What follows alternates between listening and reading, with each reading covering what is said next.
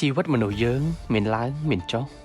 ពេលខ្លះយើងមានអារម្មណ៍ថាអស់សង្ឃឹមដូចជាអ្វីគឺងងឹតឈឹងហើយគ្មានច្រកចេញប្រហែលជាអ្នកធ្លាប់គិតថាខ្ញុំមិនមានអ្វីល្អទេខ្ញុំមិនពូកែទេឬជីវិតខ្ញុំគ្មានថ្ងៃអាចល្អប្រសើរទេខ្ញុំក៏ធ្លាប់គិតបែបនេះដែរហើយខ្ញុំដឹងថាវាពិបាកប៉ុណ្ណាប៉ុន្តែខ្ញុំចង់ប្រាប់អ្នករឿងមួយគ្មានអ្វីដែលអាក្រក់រហូតទេសូម្បីតែមេឃភ្លៀងផ្គររន្ទះឬគ្រោះរំជួយដីក៏មានពេលវេលាដែលឈប់ដែរអញ្ចឹងជីវិតក៏ដូចគ្នាវាមិនចេះតែអាក្រក់រហូតទេសំខាន់យើងខ្លួនឯងកុំបណ្ដោយឲ្យភាពអវិជ្ជមានគ្របដណ្ដប់លើចិត្តគំនិតយើងបានប្រសិនបើអ្នកស្មុគស្មាញគិតមិនចេញកុំព្យាយាមគិតពីវាទៀតរឿងខ្លះមិនទាន់ដល់ពេលវេលាស័ក្តិសមណាមួយនោះទោះអ្នកប្រឹងដោះស្រាយបែបណាក៏មិនចេញដែរមួយទៀតបើសមត្ថភាពយើងស្រាយមិនចេញយើងអាចរកជំនួយរកអ្នកប្រឹក្សាដែលចេះឬស្ទាត់ជំនាញលើបញ្ហាដែលយើងជួបឧទាហរណ៍ក្មេងថ្នាក់ទី1មិនអាចស្រាយចំណោទក្មេងថ្នាក់ទី2ឬទី3អញ្ចឹងរកអ្នកចេះជាងយើងមកជួយទៅពេលខ្លះកុំបណ្ដោយឲ្យបញ្ហាក្លាយជាមេរបស់យើងត្រូវចេះរស់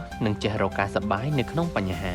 ដរាបណាចិត្តគំនិតយើងស្រស់ស្រាយផ្លូវចិត្តយើងល្អយើងប្រហែលជាអាចផុសគំនិតល្អអាចដោះបញ្ហាក៏ថាបានមិនខុសទេដែលយើងគិតអវិជ្ជមានដូច្នេះមិនបាច់បន្ទោសខ្លួនឯងទេព្រោះជាធម្មតាទេការដែលគិតត្រឡប់មកវិញប៉ុន្តែរឿងដែលសំខាន់គឺយើងចេះគ្រប់គ្រងមិនបណ្ដោយឲ្យវាគ្រប់គ្រងលើយើងបានយើងមានវិធីច្រើនដើម្បីជំរុះវាចេញដូចជាចេញក្រៅដើរលេងរត់ហាត់ប្រាណអានសៀវភៅឬស្ដាប់ភ្លេងពោលគឺកុំព្យាយាមនៅម្នាក់ឯងនិងឃុំខ្លួនឯងក្នុងសភាពស្ងប់ស្ងាត់ជីវិតពេលខ្លះដាក់សម្ពាធនិងប្រស្នាលើយើងខ្លាំងរហូតពិបាកដោះតែអ្នកគឺជាមនុស្សខ្លាំងម្នាក់អ្នកប្រកាសជាអាចឆ្លងផុតរាល់ការពិសោធន៍លំបាកទាំងនោះកុំភ្លេចឲ្យសោះថាអ្នកគឺជាមនុស្សមានតម្លៃម្នាក់មិនត្រឹមខ្លួនឯងតែចំពោះមនុស្សជុំវិញខ្លួនហើយមានមនុស្សជាច្រើនដែលស្រឡាញ់ខ្វាយខ្វល់និងបារម្ភពីអ្នកគ្រាន់តែអ្នកខ្លួនឯងភ្លេចចាប់អារម្មណ៍ប៉ុណ្ណោះសូមកុំចោះចាញ់ហើយបន្តច្បាំងក្នុងសមរភូមិជីវិតទៀតព្រោះអ្នកគឺជាមេទ័ពដ៏អង់អាចម្នាក់